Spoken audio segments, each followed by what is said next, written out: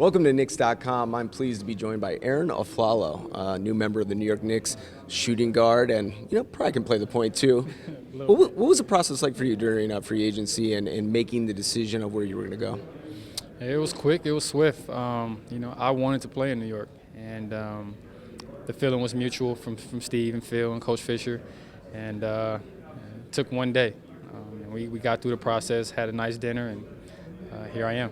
When you're a free agent, do you have a list of teams or an idea of where you want to go? I think you do. I think you have to initially, just for the sake of finances and for the sake of opportunity.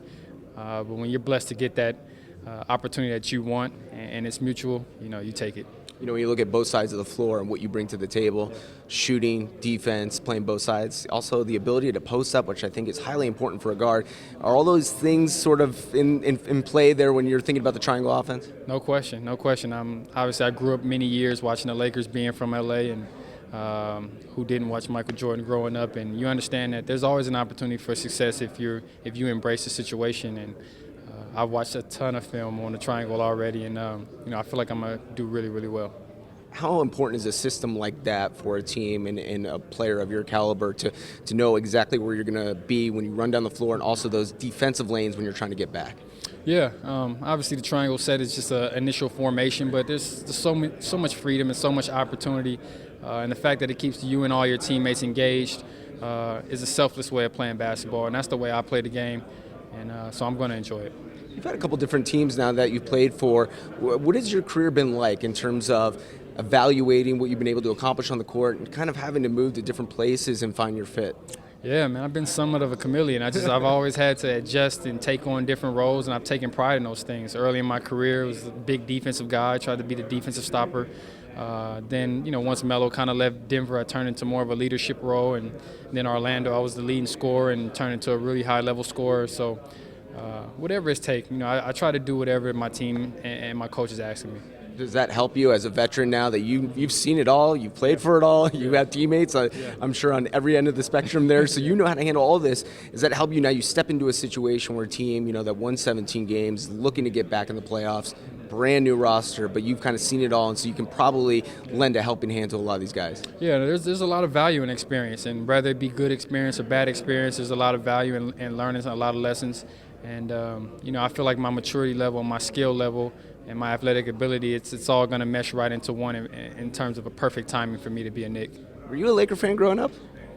Yeah. You got to admit it, right? Yeah, a little bit. Who were some of your favorite players watching when you were growing up? When I was really young, obviously I watched the Showtime Lakers, and used to watch Magic and Byron Scott and Worthy and those guys. And then I watched the current Lakers and their championship years with Kobe and those guys. So, as I've gotten older, I just become more of a basketball fan, but I did watch them.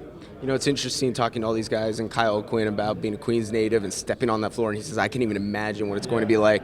Yeah. I know you've played at the Garden a ton of times. You imagine that's going to be a different experience when you're slipping on that orange and blue?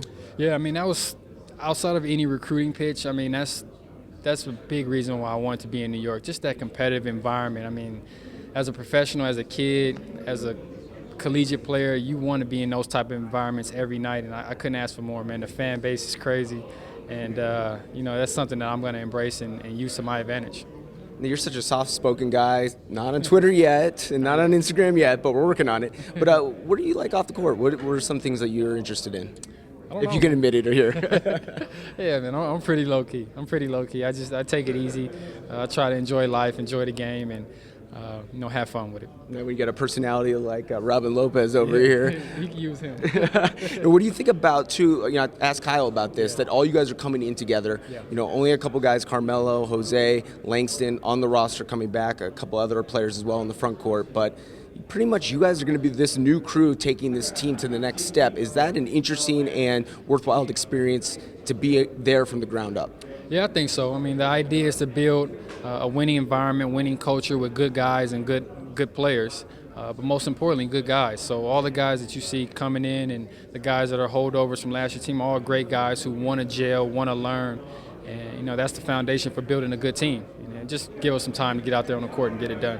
I know he only had a snippet of practice, and you headed over there today to watch them.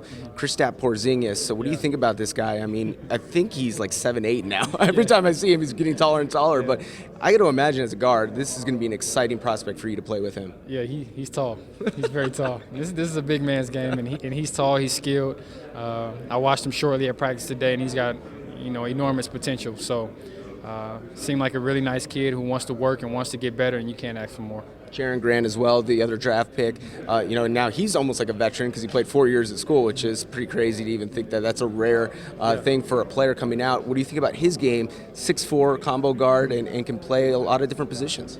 Yeah, I've watched some few highlights on him, tried to get to know him from afar, and I understand he's very mature. He's very mature, which is good, and I know Phil's looking for mature guys who can handle this city and this situation. He can defend the position, and defense is a big part of winning. So if you got a big, strong point guard and 2 guard and 3 man and on down the line, you put yourself in a position to be successful. Finally, what is your process from this point leading up to training camp? Work, just straight work. I'm all action this year, and I'm just itching to work, continue to work this summer, get settled into the city, and get it rolling. Is there any parts of your game that you focused on that you want to improve on? No, just my conditioning, just the mental component, just staying locked into the moment, and being efficient with everything that I do. Do you have a nickname? I don't think so. Not sure. Double A, maybe. There you go. That's simple. People do call me that. Yeah.